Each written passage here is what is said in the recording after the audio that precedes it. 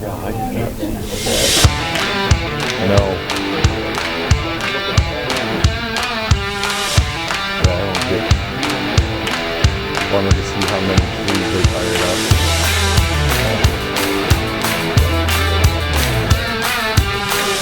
Yeah.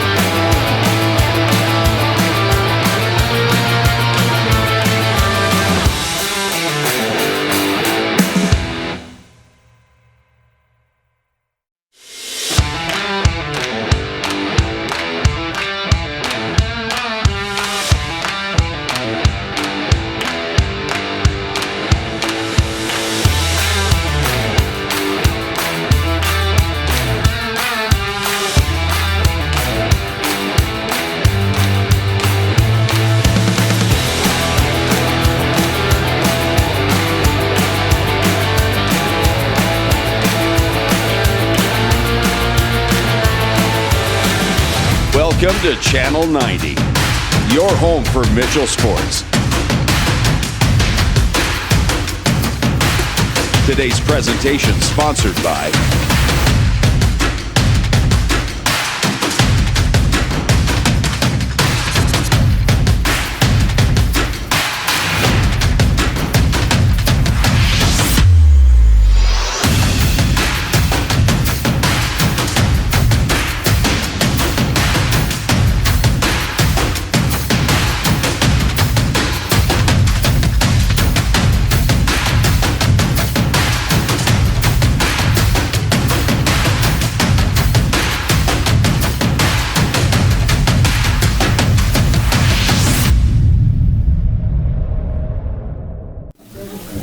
Hello and welcome to the Friday edition of the Kernel Madness Tournament Preview Show. We are here live at the Howard Johnsons in Rapid City at the State AA Boys Basketball Tournament.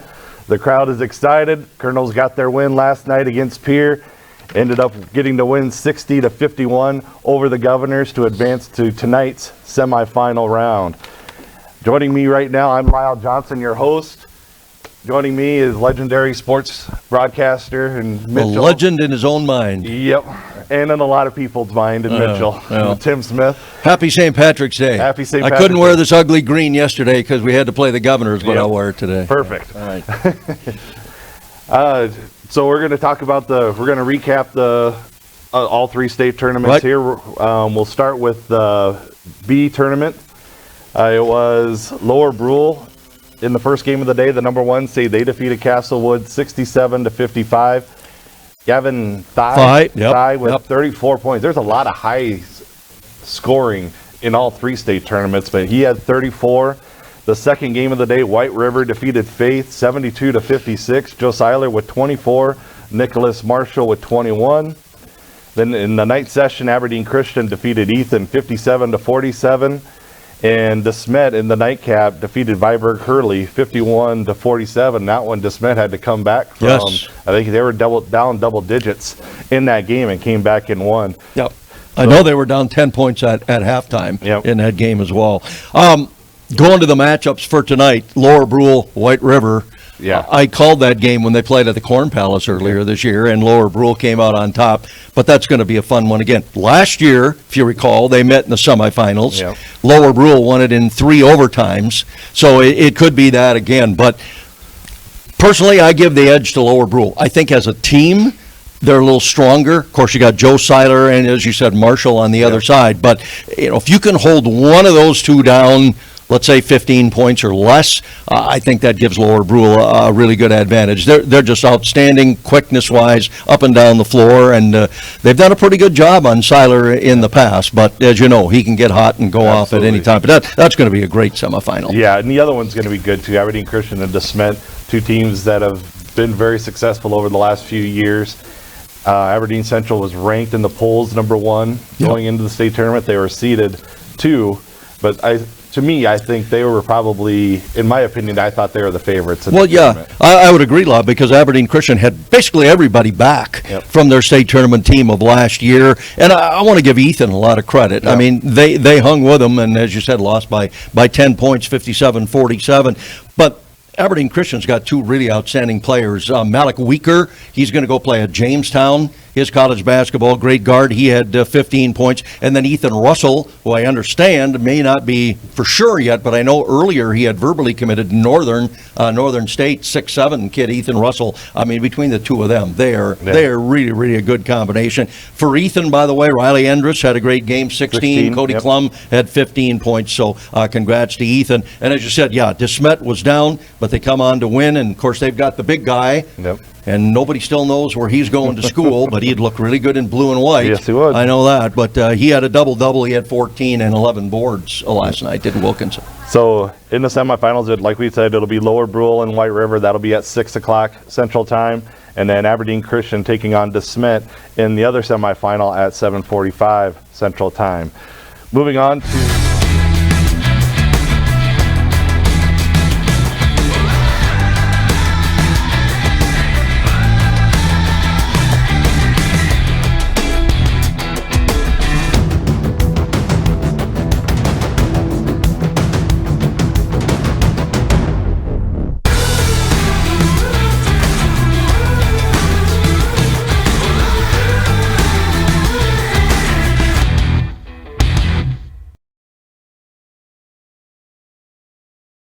That is just a huge game for anybody in any of the state tournaments. He is really good. I've watched him play now 4 or 5 times.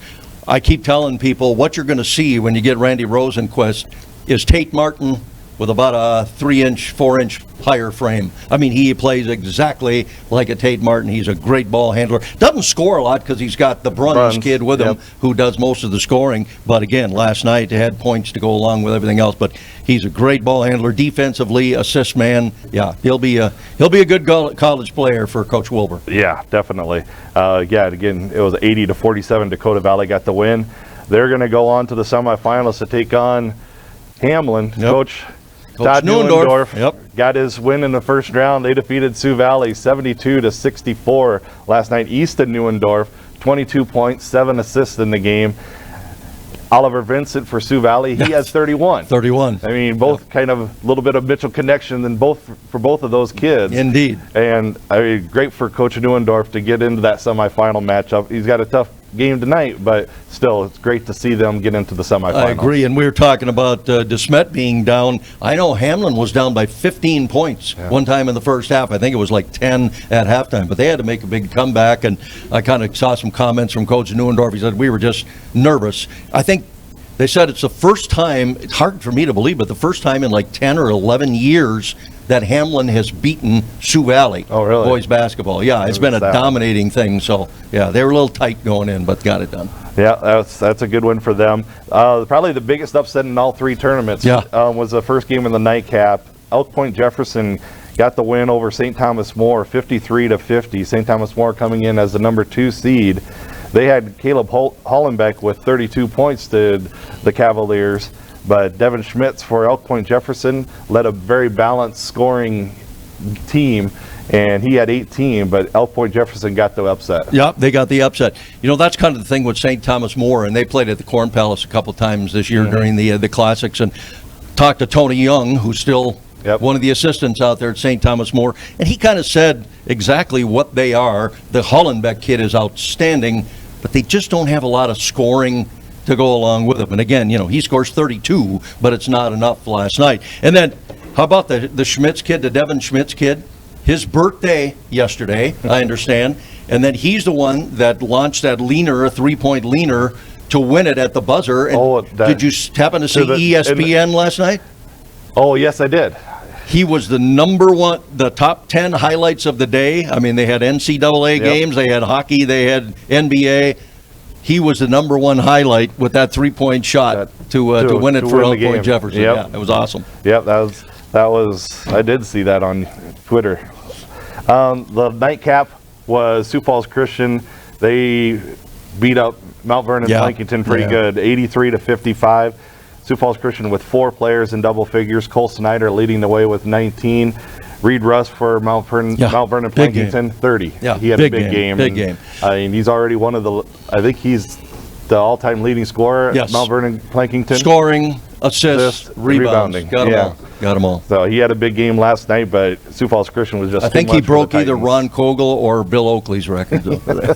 Just ask them. They'll tell you. Yeah. So in the A semifinal games, Dakota Valley against Hamlin at 6 o'clock Central. That'll be over in Sioux Falls. Elk Point Jefferson will take on Sioux Falls Christian at 7:45 Central Time at the Denny Sanford Premier Center over in Sioux Falls. Moving on to the AA. Sioux Falls Jefferson, the number 1 seed, they got by Harrisburg 53-41.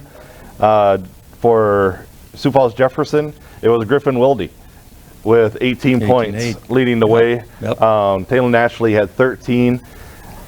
Harrisburg, just 3 of 17 shooting from 3-point range. That was really the big difference. Their two leading scorers, or 2 of their leading scorers, the Detterman and the other one.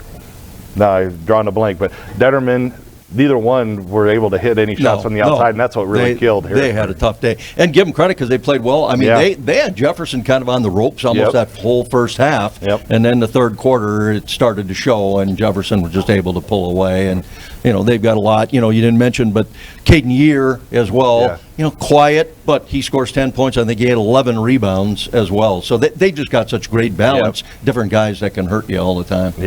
The second game, Yankton got the win over probably the hottest team coming into the tournament. That was a surpriser. I agree. I thought Sioux Falls Washington was going to be one of the. I thought they would get to the finals in the AA tournament just because of the way they have been playing. Their defense is very good, but Yankton got the win over the Warriors, 58-51. Mac Reichen, 29 points, and Drew Reichen had 13 for the Bucks. For Washington, again, 3-point shooting. 2 of 17 from outside, and they had Gage Gasca with 17, AJ Aycock with 15 for the Warriors. But again, that was During our Thursday show, I was talking to Coach Chris Stabner of Rapid City Stevens. He talked about how Yankton's guards, when you have good guard play, that's right, you have a chance to win in the state tournament, and that's exactly what happened yesterday. Yeah, and you could say, we've been talking about teams that did not have good days shooting the basketball. You can say that about anybody, but if Yankton is scoring, the Riken boys are hitting, they're capable of taking anybody out. We talked about that coming in with everybody. You're not surprised if any of the 8 teams here in this AA tournament would have come out on top. It's just who's hot that night, who gets some breaks, who gets in foul trouble. The little things are going to make the difference all the way. The first game of the night session last night, Sioux Falls Lincoln defeated Sioux Falls Roosevelt. Unfortunately, I don't have any stats for that game. Yeah, very little stats. There's no stats around for that one, but Sioux Falls Lincoln got the win. Really, JT Rock was the leader for them last night in points. I know he was in the 20s. And the rest of the supporting cast really didn't do a whole lot. Like Whitney didn't score a whole lot. Their outside shooting wasn't that great. Yeah, well, let's hope. Let's hope stays that way. Yep. And we'll hear a lot more about that game with one of our guests coming up here. Yep, absolutely. And finally, our Mitchell Kernels got the win last night, 60-51 over Pierre. A great all-around game for all the players that were on the floor for Mitchell last night. Steele Morgan led the way for the Kernels with 18 points.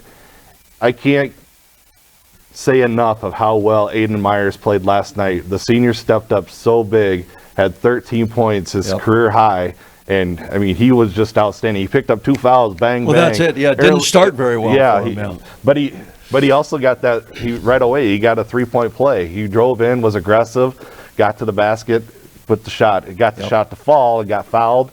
I mean he played spectacular last night in that game. The other player in double figures for Mitchell was Marcus Talley. He hit a big shot late. He ended up with 11. For Pierre, Lincoln Keenholz, 19 points, but you got to give Dylan Solik a lot of credit for what he... Right.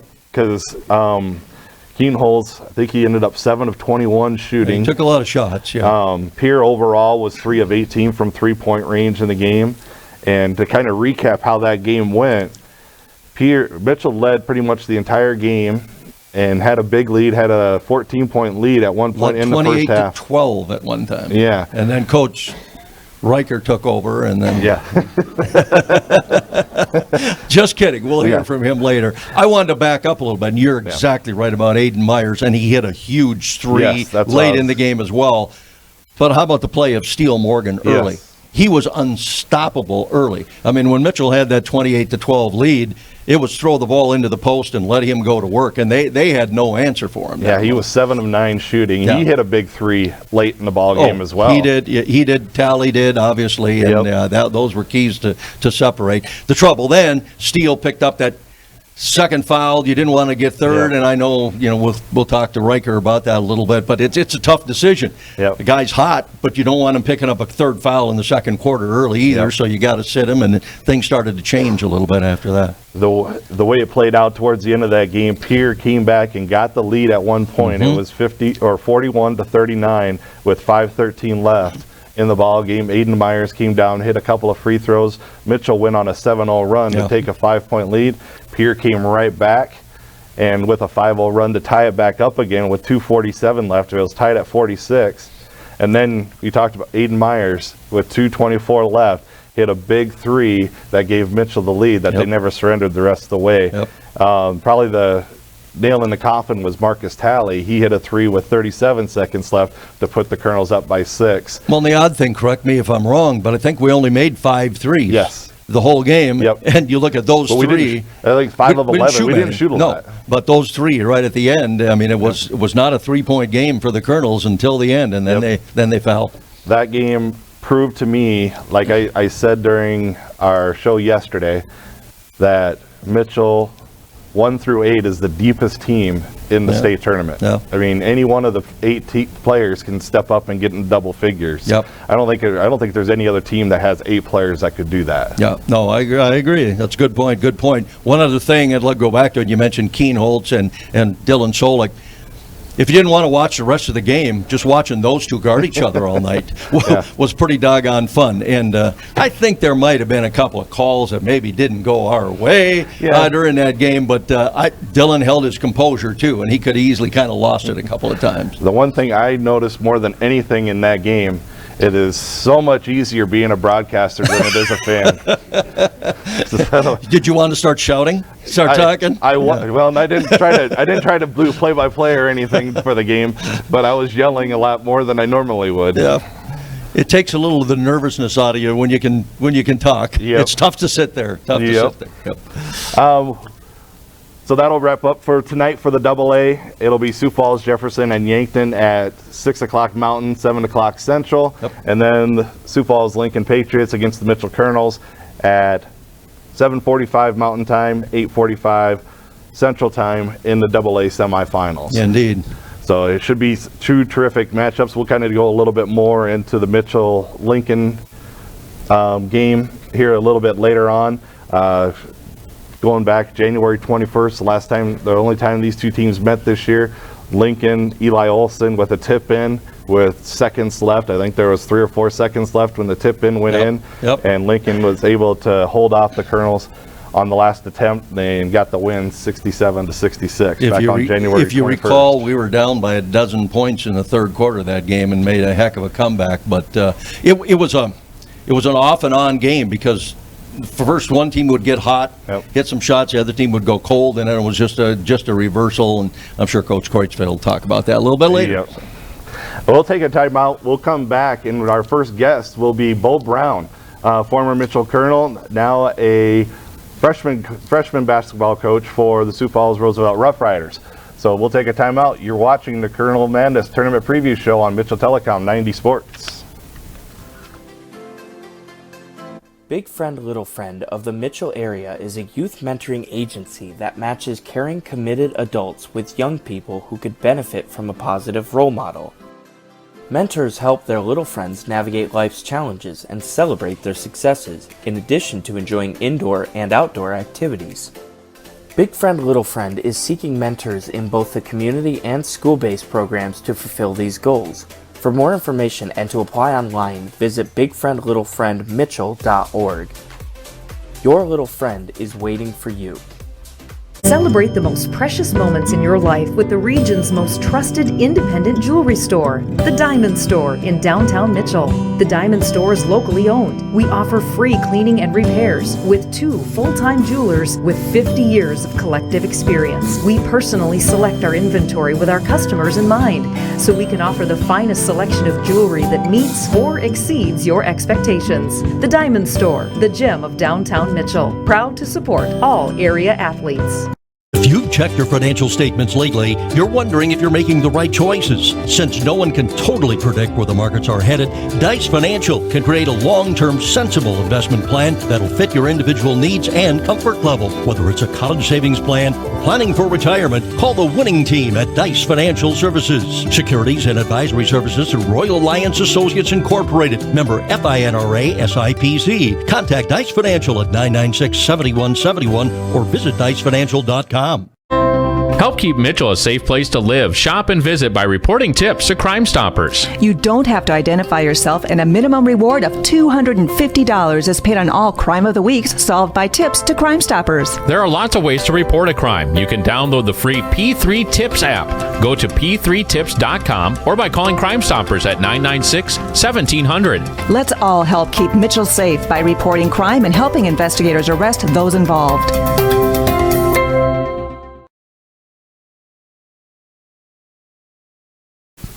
Welcome back to the Kernel Madness Tournament Preview Show. I'm Lyle Johnson along with Tim Smith, and our first guest here is Bo Brown, former Mitchell Kernel, and now an assistant coach for the Sioux Falls Roosevelt Rough Riders. And Bo, thanks for being on. Nope, thanks for having me.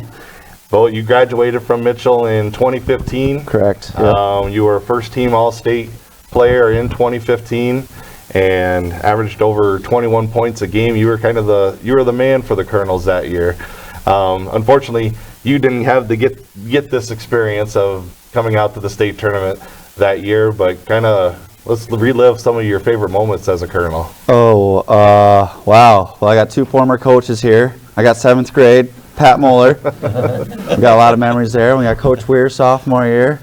There's a lot of memories there. But I would just say overall, just, growing up in Mitchell, it's obviously a basketball town. And so my favorite memories is just going to the games, watching my brother, and get to play in the Corn Palace. And got to do that. I was on Munson's last year, freshman. I was on that team, so I got to come out to Rapid and kind of get a little experience of it. But otherwise, just getting to be a part of it and playing in the Corn Palace, and just overall, just being a part of the Mitchell tradition was probably the highlight.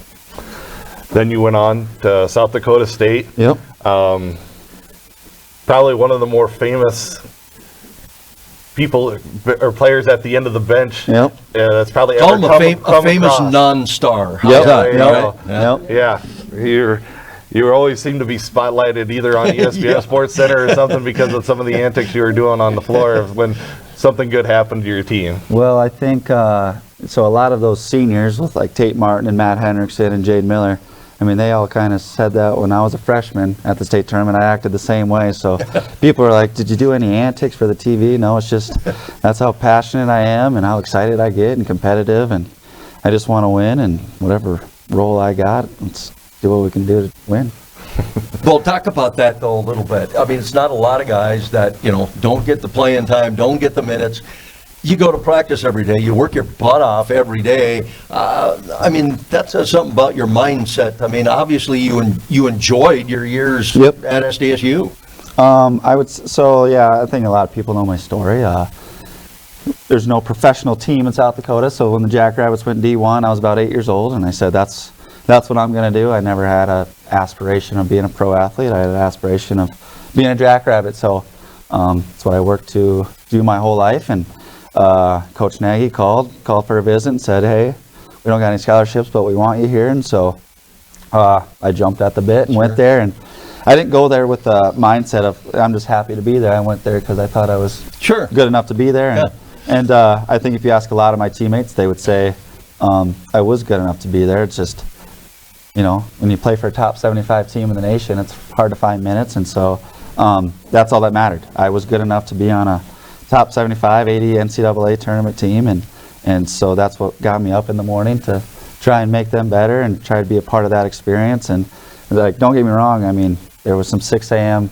alarm clocks where I'm like, why in the heck am I doing this? But no, it was good. It was a tremendous 5 years. I got to play in the Allen Fieldhouse at Kansas and Arizona, and got to shake hands with Greg Oden at Ohio State, and just some cool experiences. And one of my best friends asked me to be in his wedding, Mike Dom, who scored 3,000 points. So just the relationships I created. I mean, TJ Otzelberger, who just made the Sweet 16 at Iowa State, changed my life. And so to have a relationship there, it's just, looking back on it, you either regret it or you don't, and I don't at all. No, I made the right decision 100%, and I wouldn't change it for the world. I got to ask you, was there ever a time when you thought, no, I'm not going to come back next year? I see, they're bringing in players. Here's the deal. And was there ever a time that you thought maybe I should not do this? Or the first year, freshman year. Okay. Yeah, freshman year, I was kind of, a little shell shocked at first. Everyone was just a little bigger, faster, stronger, and I wasn't used to that. I was usually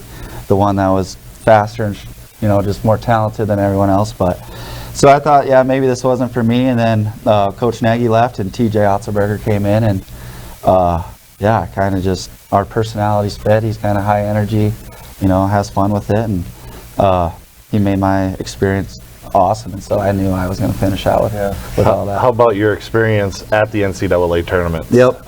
Since we're in the middle of it now. Yeah. No, it was everything you can dream of. Just getting the kind of first class treatment, the private jet, and getting escorted by police everywhere, and just getting the TV time, and just kind of being on that court. You see all those broadcasters on CBS and stuff that you're watching the game, and now you get to be right next to them and talk to them, and then you see these Power 5 teams, and you're there warming up right next to they are, and it's just it's cool to be a part of. I got me being crazy on the bench. I got to be on one shining moment at the end of the tournament. So just a kid from Mitchell, South Dakota, getting some TV time on national TV. It's kind of cool. So no, it was a great experience. Your 15 seconds of fame. 15 right there. seconds. Yes. Yeah. No, it was awesome. Now, I'm guessing that you probably know, in the history of your 5 years at South Dakota State, more offenses of teams around the country than maybe any other kid, because I'm guessing you were production scout all the time, and you'd have to run other teams' offenses. So I'm going to follow up and ask you to give us a scouting report last night on what you guys did against Lincoln. But that's not an easy thing to do. No.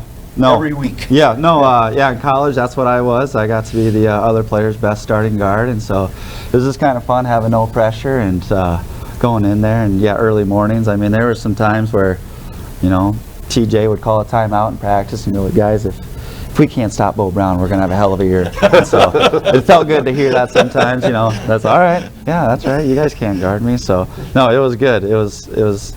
I knew my role. I think life's about roles, and I did mine to the maximum ability, and it was fun. I learned to enjoy it at first, obviously, trying to eventually work my way into some playing time, but just I kept my head down, did the work, and just hopefully did the best to where Jackrabbits could succeed.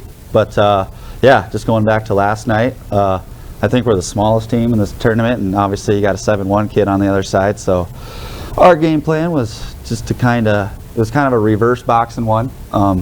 We had a 4-man kind of doubling him a little bit, and we just kind of dorked the kid, and we said shoot it. And if he made it, he made it. If he didn't, he didn't. And so that was kind of our game plan. And then offensively, we played 5 out, try to get JT on the perimeter and out of the lane a little bit. But, he's good. There's a reason he's going to Iowa State, and he's just such a good rim protector and rebounder. But I believe our game plan was awesome. I think the kids did a great job defensively, and shots didn't go in. You kind of talked about it with Harrisburg too.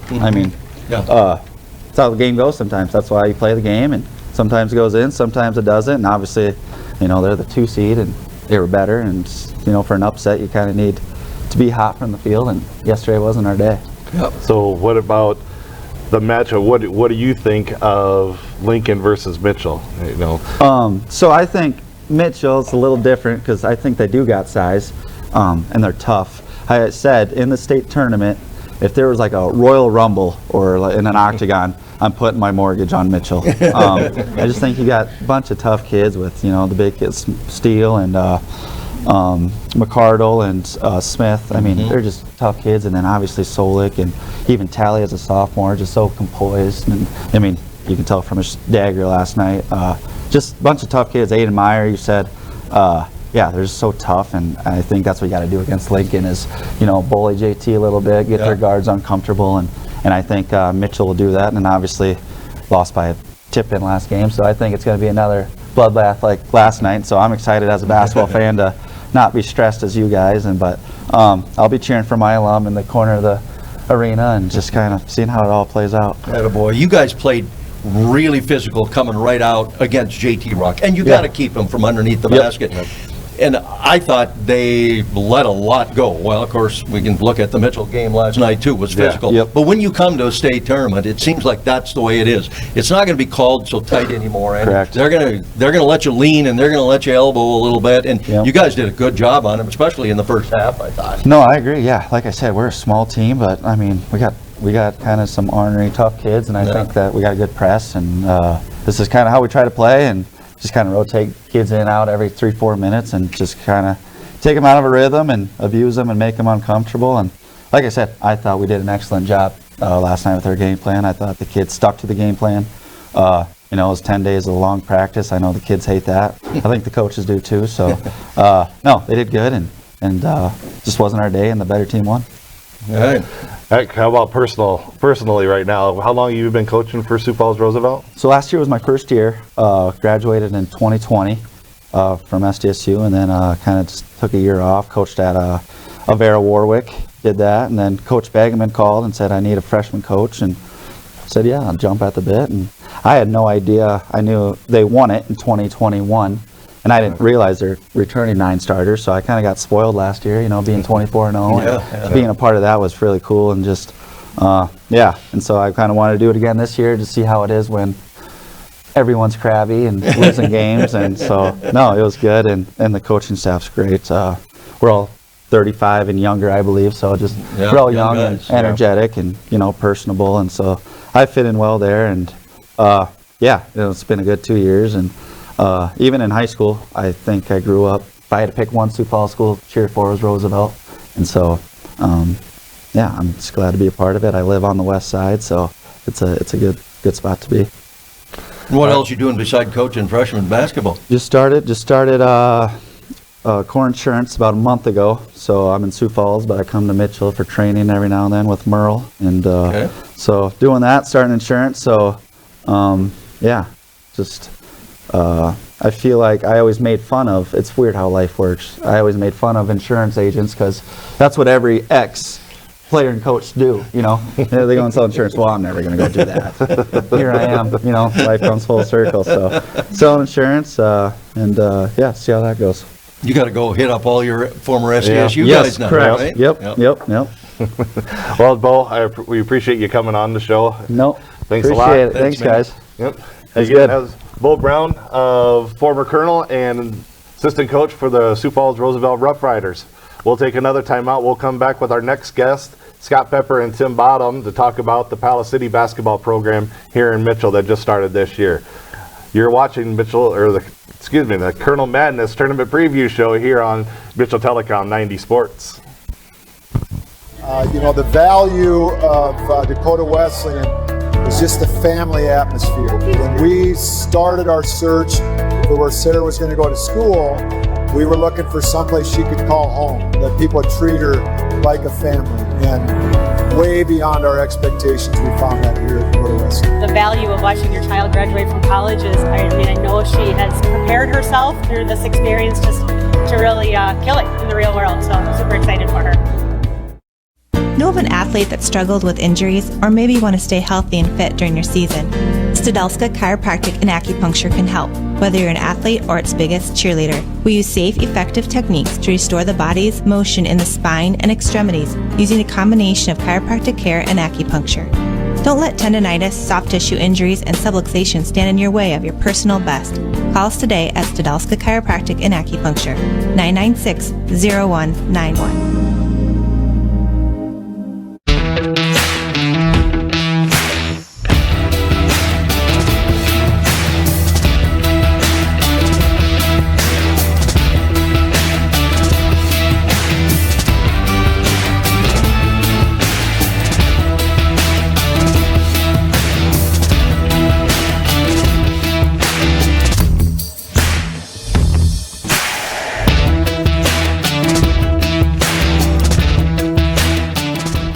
Why spend thousands replacing your old phone system? Isn't it about time to upgrade to Mitchell Telecom hosted phone? It's the new alternative to traditional phone systems. Step 1, call us. Step 2, we upgrade your handsets. Step 3, we say sayonara to your old phone equipment and install a state-of-the-art fiber phone box. Step 4, we manage your entire phone network remotely. All of this for a low monthly cost. Mitchell Telecom hosted phone. Faster, better, way easier.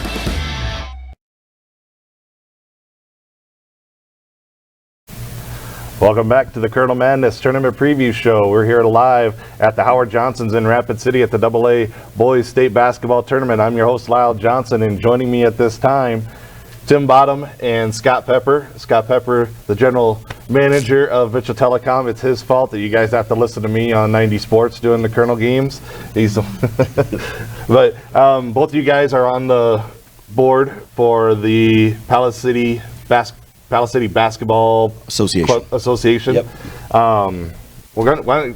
One of you go ahead. I'll let you choose. But which kind of give us an idea of how this all started with the Palace City program and how things went. This is just the first year of it this year.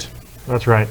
The inspiration, I think, would be the Harrisburg League, and so there's been countless parents and kids who've gotten up early on Saturday mornings all winter to drive to Harrisburg, and I think every parent's gone through it at 5:30 in the morning when the alarm goes off of why are we driving to Harrisburg? Why aren't we doing this in Mitchell? Why aren't we pulling the towns around Mitchell into our area? And the problem is, your kids get older and you graduate out of it and the momentum goes away. And so my earliest recollection of the discussion of getting a league going in Mitchell was Cole Knipling started organizing sort of discussions around the table, and Jason Christensen, and then it evolved finally, and it takes some interaction between the people who have control of facilities. That's one of the big things, is how you're going to come up with all these gyms and officials. And so then Corey Odland, Riker Kreutzfeld, Dave Brooks, all got together and formed a board, and that was the inspiration, and then the board's really taken off and done a great job. What's kind of your mission statement for do you have a mission statement, or what's the overall goal for the Palace City Association? I would say to develop more Bo Browns, where you want the kids who win games. Getting kids into basketball when they're young is, first of all, any extracurricular is a good thing to get the kids outside playing basketball. Mitchell's a basketball town, to carry on the tradition that all the state tournaments, all the people in town that grew up liking basketball, and neither of us are Mitchell Kernels, but we live here now, and we want our kids to be Mitchell Kernels. We want success for the town, to go to state tournaments like we're all experiencing now, and then to get them started young, because if we're not playing basketball in Mitchell, we're going to fall behind the other towns where they're playing. And so the thought is, and additionally, there's always been certain parents, certain groups of kids that have travel teams and are willing to go travel around the town, and whether you just didn't have the knowledge, the access, the resources to go be a member of that, I think having this available in Mitchell, you're not missing out on those kids who are maybe the diamonds in the rough. Maybe your next Bo Brown SDSU Jackrabbit is a kid whose parents don't have an interest, and so they never get to be a member of a team.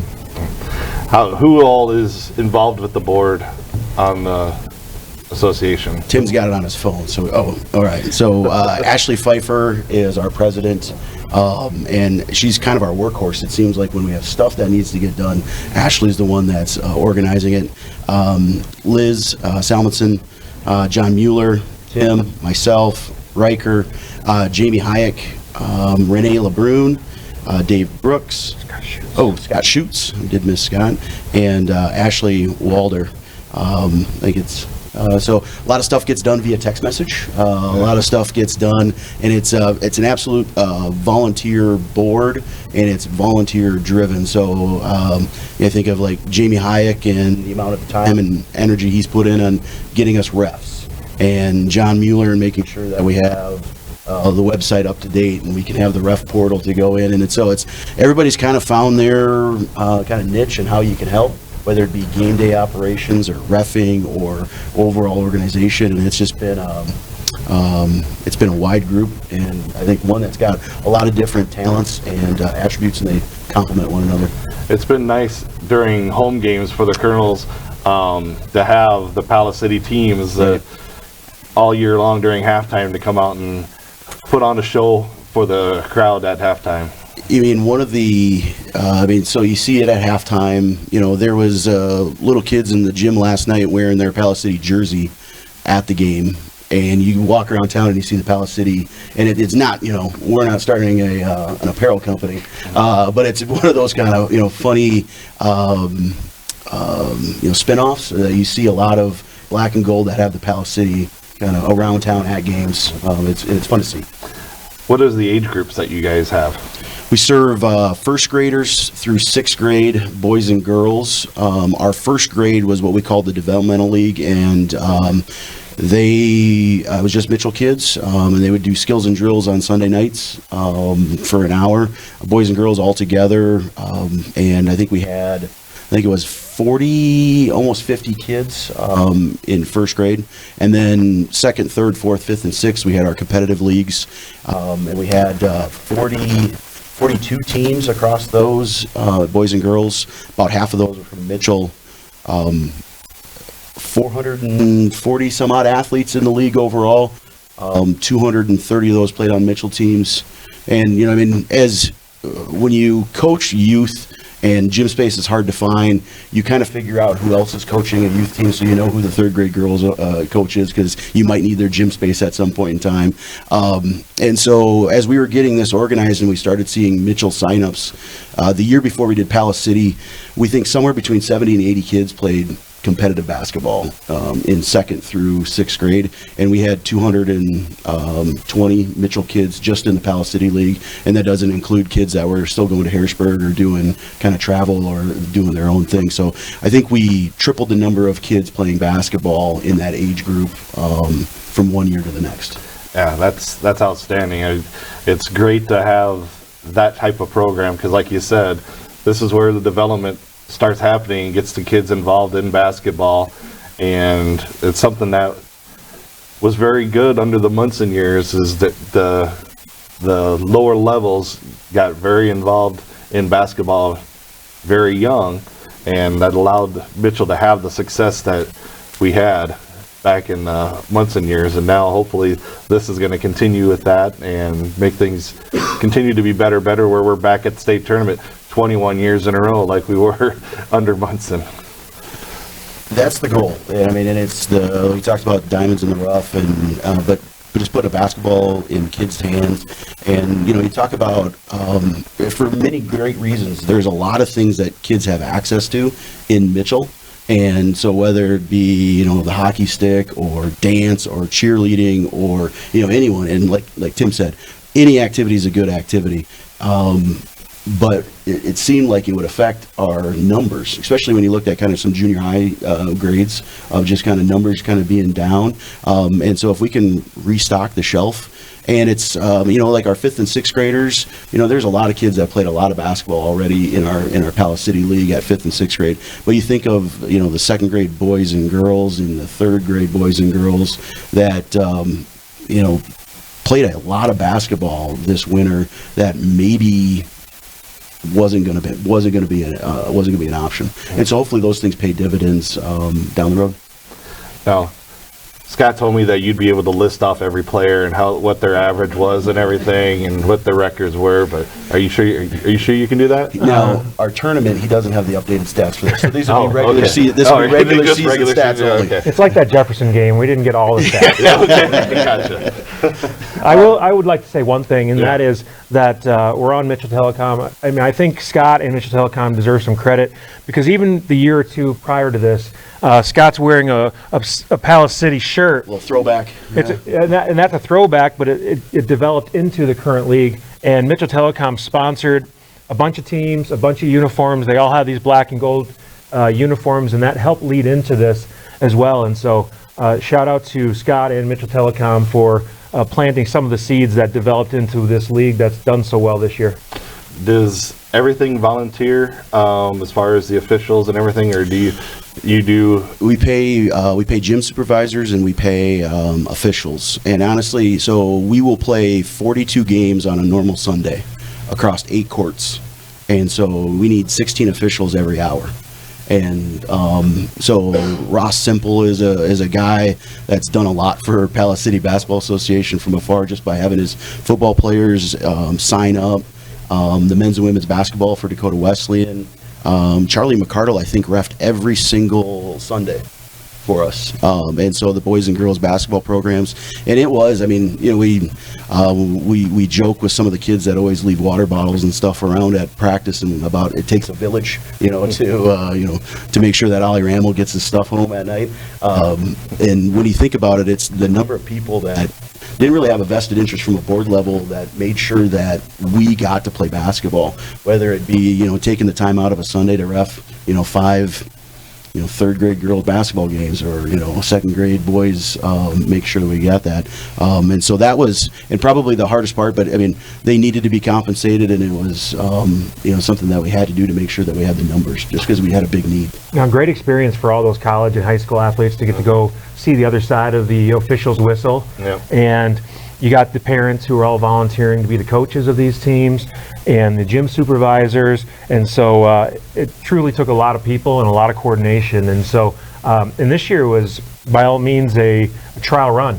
Anytime you do something for the first time, there's kinks to be worked out.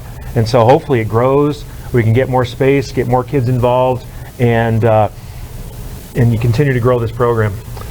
I think it's a great program for Mitchell to have.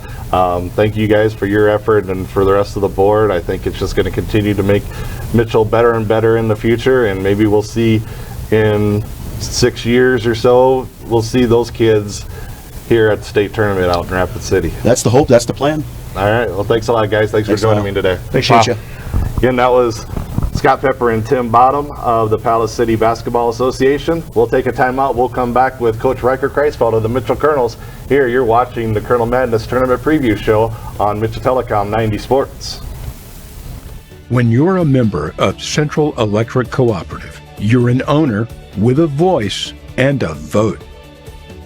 Co-op employees are part of your local community, and we stand behind our commitment to provide you with reliable, affordable energy long into the future, no matter what country roads lead you home.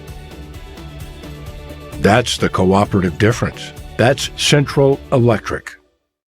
Service after the sale isn't just a slogan at Central Electric. It's the reason we've been in business for over 20 years.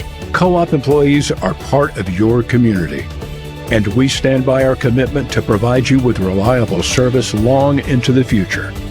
So whether you need new appliances, home heating and cooling solutions, or electrical work done on the farm, we've got you covered. That's the cooperative difference. That's Central Electric. If you've checked your financial statements lately, you're wondering if you're making the right choices. Since no one can totally predict where the markets are headed, Dice Financial can create a long-term, sensible investment plan that'll fit your individual needs and comfort level. Whether it's a college savings plan or planning for retirement, call the winning team at Dice Financial Services. Securities and advisory services through Royal Alliance Associates Incorporated. Member FINRA SIPC. Contact Dice Financial at 996-7171 or visit dicefinancial.com. Celebrate the most precious moments in your life with the region's most trusted independent jewelry store, The Diamond Store in downtown Mitchell. The Diamond Store is locally owned. We offer free cleaning and repairs with 2 full-time jewelers with 50 years of collective experience. We personally select our inventory with our customers in mind, so we can offer the finest selection of jewelry that meets or exceeds your expectations. The Diamond Store, the gem of downtown Mitchell. Proud to support all area athletes.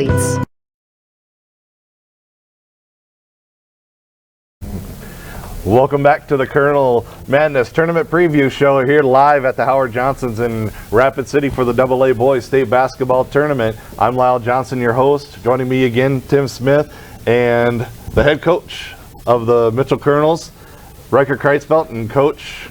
Wait a second. We've got people here. Let's hear it for Riker Kreisfeld. Thank you.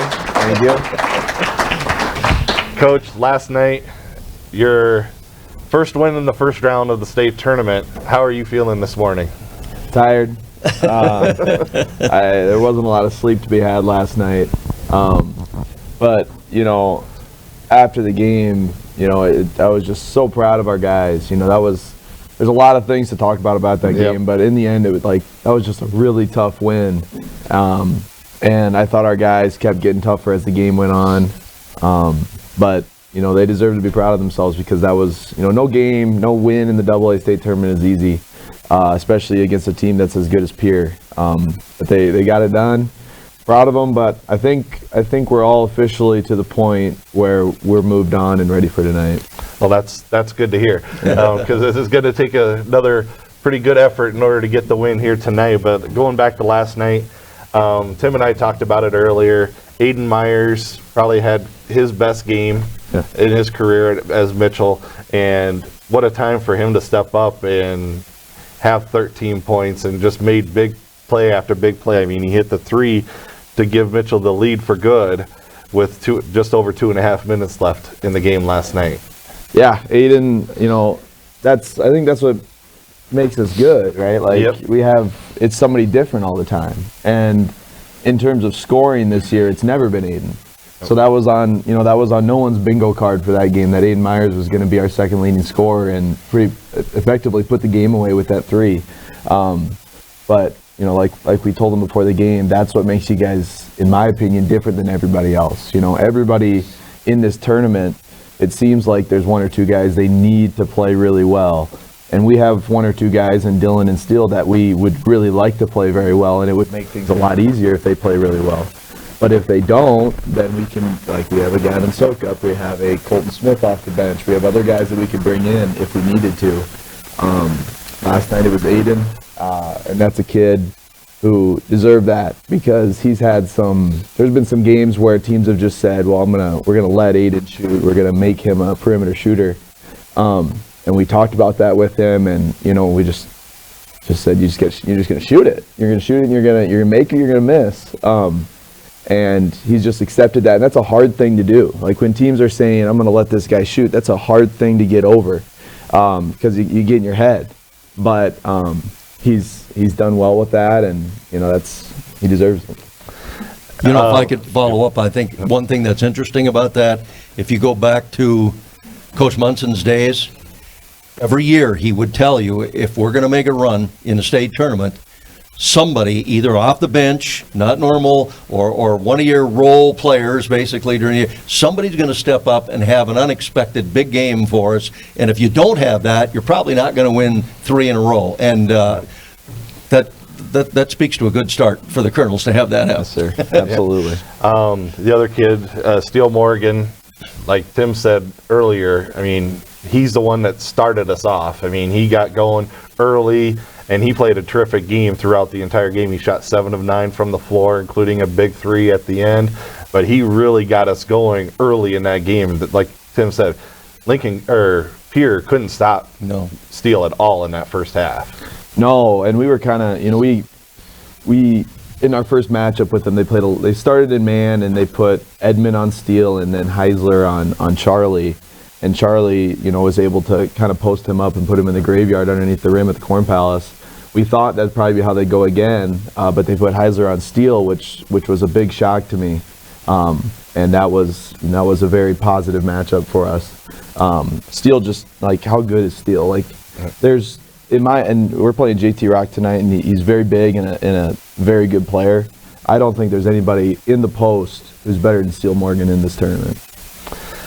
And Marcus Talley, he's just one of the most poised kids you can see out there. He doesn't show a lot of emotion on the floor, and then he stepped up and hit a huge 3 with 37 seconds left, and he also stepped up and hit some free throws down, or 1 of 2 from the free throw line to kind of ice the game as well. Yeah, he did. So the thing with Marcus is, he's 0 for 3 in the first half, and he was aggressive and doing what we wanted him to do. He just didn't make any shots. And beginning of the year, Marcus is done for the game at that point. Beginning of the year, Marcus is, well, like, I'm missing shots. I need to cool my jets here and let Dylan or let whoever, kind of take over. And we told him at halftime that we're going to need him, and then he was just as aggressive. And he got himself to the rim a couple times. I don't know how many times I've said that Marcus made a big time 3 in front of our bench to kind of seal it. He's just kind of sneaky. Like, I just don't think teams are prepared for him because he can go either way, right or left. He's, if not the best, one of the best shooters in the tournament. And he's just, we have Dylan, who's very loud out there, and Charlie, who's very loud, and Colton, who's very loud. And then you have Marcus, who's very quiet and is just gonna do what he does. And he just continues to come up big for us. Coach, a couple of things in the first half of that game. We're talking about Steele Morgan and your decision. You had to decide you'd love to leave him in there, but then he picked up that second foul. What was your thoughts there? I mean, we had a nice sizable lead at that point, and then to follow up on that, we're up 28-12. They come back and make a pretty big run. I know we still had the lead at halftime, but what was the conversation like when they made that run and you go into the locker room at halftime? With Steele in the foul trouble, it was like turn around to our assistants and say, well, what are we gonna do now? And it's such a tough thing because you don't want to bench a guy, you don't want to take a guy out of a game just because he has fouls, like fouling him out before he fouls out, but we felt like they kept going inside to Edmund, and early in that game, Edmund and Heisler, and it's like, if he gets a third or fourth in this hat, like it's gonna be tough down the stretch. So we took him out, and then they took a timeout, and they really really pushed on getting into transition on us and, you know, getting out and running, and they got a couple layups that way.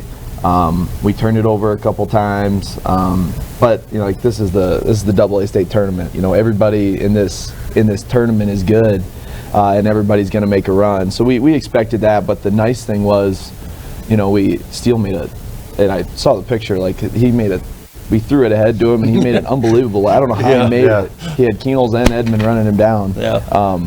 And he makes that and kind of cuts the run off. We take a timeout, and you know, that was kind of it for that run. We got ourselves composed again, and you know, got ourselves to halftime with a 6-point lead, which was a positive at that time for sure. Yep.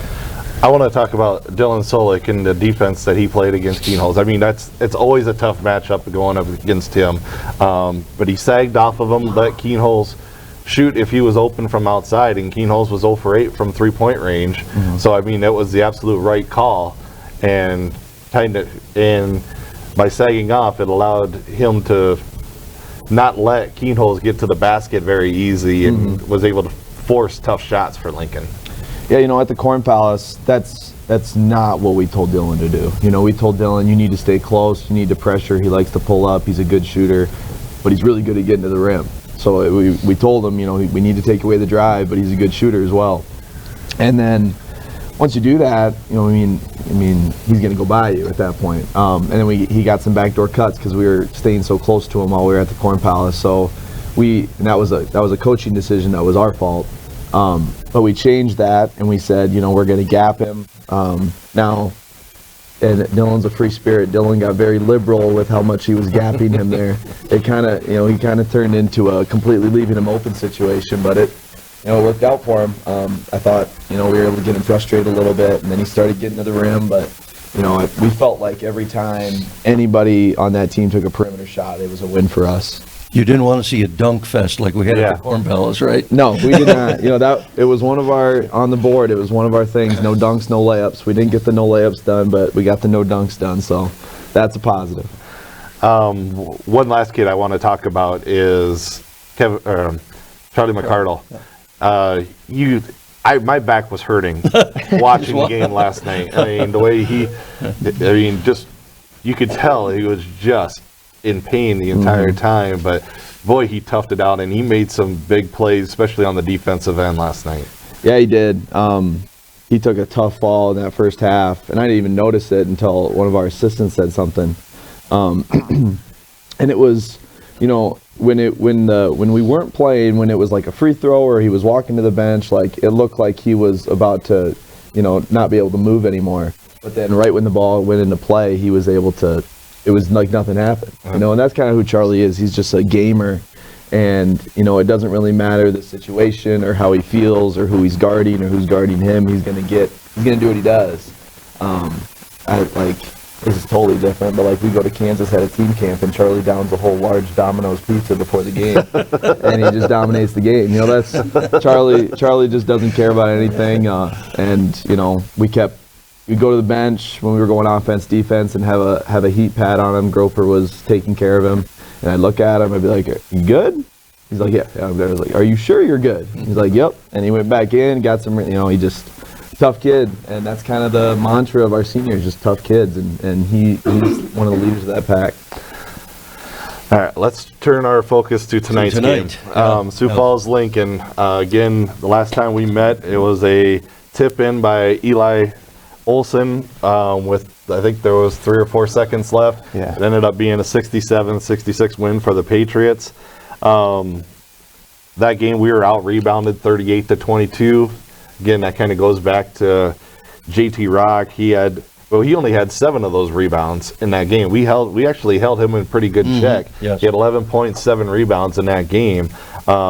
They had some shots from the outside with Whitney had 19 and Hilgenberg had 14 for them in that game, but is there going to be any kind of adjustments from the way we played them the first time versus what we're going to do here tonight? Probably not a whole lot. We won't. We won't tell Sioux Falls Lincoln that we're broadcasting a show. Yeah. Well, you know, what can you do? You know, we're going to put a 6-foot kid on a 7'1" kid, and we're going to try to beat him up a little bit and make him, make him have a tough day. Hopefully it'd be a really good sign if we could get JT Rock to two-hand shove Charlie McCardle in the chest at some point in the game. That means things are going our way. But you can take away a big kid and give up perimeter shots, but you have the Schaefer's kid who's a sniper. You have the Whitney kid who hurt us bad. And a lot of those were in the second half, if I'm remembering right. And then you have the Hilgenberg and Olsen kid. And we felt like those are the two that won them the game, because those are the two that we thought make them beat you, because it's not a question that Whitney, Schaefer's, and JT make Lincoln go. But I think Olsen had close to double figures. That wasn't on our bingo card. He just he made some plays, and then he made the biggest play of the game, getting that put back. But defensively, we don't have a lot of options. Like we're sitting in the hallway last night, the coaches watching the film of the Lincoln game last night, and it's like, okay, so what are we gonna do? And we were talking about a little bit, and then it's like, well, we don't have any options here. We only have one option. If you want to front JT and say he's not going to catch it, well, then he's just going to throw it up over your head and he's going to dunk it. So being physical, trying to make him operate from 6 to 8 feet when he puts it on the floor, trying to get it out of there. But I really feel like you got to try to hold down the guards, because JT's going to get what he's going to get. He'll probably have a good game. But if you can control Schaefer's and Whitney and those other guys just a little bit and keep them under their average, that's going to give you a chance to win. Yeah, Coach, I think that's an important thing, because if people haven't watched Lincoln at all and they watched them last night, they didn't see their guards do a whole lot. Yeah. They did not have a big game, but that's not been their game plan. In fact, I think Lyle and I talked about it before when we were looking at Lincoln's team stats. They shoot more threes than anybody in this tournament, but all you think about is the 7'1" guy underneath. Right. But their guards are very good. The other thing, I'm impressed at times with their pressure. They'll go after you 90 feet, and they're tough. Yeah, that was something new. They didn't do that when they played us at that point in the year. And they press hard. They do a little zone press and trap you right away. And they work hard. They're able to play 7, 8, 9 guys and rotate guys in there. But we feel like there's some matchups defensively that we could take advantage of, because they have JT in there, but then they're playing 4 guards with JT, so they have to guard a Charlie, or they have to guard a Steele and a Colton, 2 of those 3 at the same time all the time. So trying to find ways to take advantage of those matchups will be something we're looking to do. Can you keep a Steele and a Colton Smith on the floor at the same time and maybe make one of those small guys have to match up? Yeah, I think you can. I imagine, I don't know how they'll match up, but at Lincoln, JT was on Steele, we put Steele in the post, and he scored on him a couple times. Mm-hmm. That's one of our highlight videos in that pregame thing. I had to make sure to put that one in there just in case we played them tonight. But yeah, you can, because Colton is, if they want to put, I imagine what they would do is put JT on Colton and make him, play from the perimeter. But he's such a good cutter, everybody does that to Colton now. Nobody guards, Colton on the outside because he's so good on the inside. But he cuts so well, and I'm not worried about having those two on the floor. We've played like that all year, and they always find some way to contribute. Like Colton, he offensive rebounds so hard, and if he's on Steele, then we put him on the perimeter and make him guard Steele on the perimeter. We have a lot of options in that way, and a lot more options than most people probably think that we do. Again, that goes back to our depth. I mean, we have so many different ways to hurt teams with all the different players that we have on our team. Yeah, and I'm really looking forward to seeing how guys operate on day 2 now. I thought Colton he wasn't nervous, but he was getting after himself a little bit, and he's a freshman. Yep. Who else in this tournament is playing a freshman that many minutes, and who else in this tournament has a freshman who's their 3rd leading scorer? But that's why you have seniors that pick him up. Charlie came in, and Charlie was playing really well, still played really well. We told them, you guys need to trust each other, and you need to know that it's not on you to score. Like Dylan, you don't need to have a great game. Charlie, Colton, you don't need to have a great game. We just need to play the way we have all year, and somebody will. And that happened again last night. Coach, if I could mention one more thing, we've got people here today, but We had a great crowd last night there, and I think yesterday you were pretty impressed with the number of people that showed up here early for the pep rally before the games last night. But the Kernel fans are behind you, there's no doubt. They are. You know, we came out of the locker room getting ready for, you know, go warm up, and I was like, I was just amazed. You know, I thought Pierre would bring. I thought it would be Pierre and Mitchell had the two biggest crowds. And it was Mitchell had the biggest crowd, and Pierre was probably second. You know, like, and actually Yankton was probably second. You know, and it was not great conditions getting here. You know, people, something about this team that people have just decided that, you know, we're going to get behind these guys, because our last games at the Corn Palace, that's as close to the old days as you're going to get. Agreed. You know, it was as packed as you'll be, and you know, I don't know if it's the way that these guys play or if they're playing well or whatever. Probably the coach. I don't know if it's the coach. I am responsible for about 10 people out there. I got some high school friends and some family here. But you know, I'm just, you know, these guys are easy kids to root for, and I think Mitchell's gotten behind that. And what I like to see is the big crowds and the younger kids that are out here getting a chance to experience what this is all about. That'll light a fire under them too. That's absolutely. And that comes back to that Pal City deal. You know, those kids get to sit, you know, and watch the game, and then they get to go play, but they get to sit there and watch the game. And luckily, we've played pretty well at home in almost every game, so maybe they get excited about it, and you know, that's what it's all about. Well, good luck tonight. Let's go seal our ticket, or punch our ticket to the state championship game tomorrow night. But I know we'll work hard. I know you guys got a good game plan for tonight, and good luck and congratulations on the win last night. Yes, sir. Thank you. Let's hear it for Rager. Yep. Thank you. Thank you. We'll take one more final timeout. We'll come back. I'll wrap up all of the games that are taking place today in all three state tournaments. You're watching the Kernel Madness Tournament Preview Show on Mitchell Telecom 90 Sports.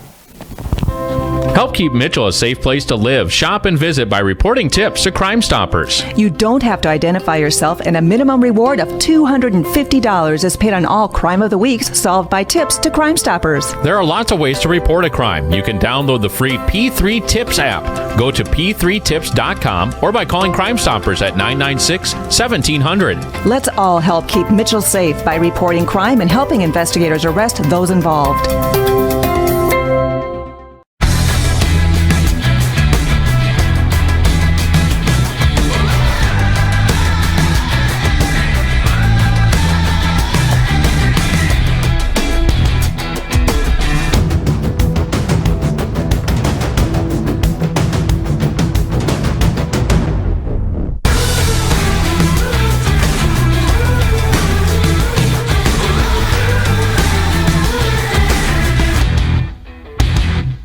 Let's face it, your life is wireless. More devices and gadgets means you need more speed. Mitchell Telecom is fast, ridiculously fast. Harness that speed with home Wi-Fi from Mitchell Telecom. Stop rebooting your Wi-Fi router every week. With home Wi-Fi, you get the most reliable 5G connection to your home's devices, fully backed by our Wi-Fi experts. We set it up, we help manage, you play, watch, talk, surf, explore. Mitchell Telecom home Wi-Fi. Faster, better, easier.